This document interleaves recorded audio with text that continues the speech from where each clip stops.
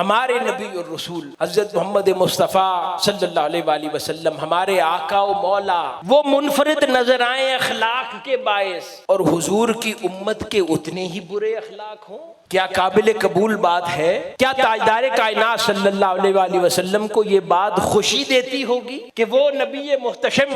जिनके अखलाक, जिसके डंके आसमानों और जमीनों में बजते हों, उनके पैरोकार हों तो उनके बुरे अखलाक के डंके बजते हों, वो झगड़ते फिरते हों, वो एक दूसरे से लड़ते फिरते हों, एक दूसरे के लिए दिलों में गुंजाइशें न रखते हों, लोगों से मुस्करा कर मिलना भी महंगा पड़ता हो, लोगों के लिए दिल तंग रखते हों, हसद करते हों, गीबत करते हों, बुग़्ज़ और इनाद रखते हों, एक दूसरे के लिए कीना रखते हों, एक दूसरे को कोई कामयाबी मिल जाए तो जलते हों, क्या ये हुजूर के उम्मती कहलाने के लायक है बात? यकीनन नहीं है।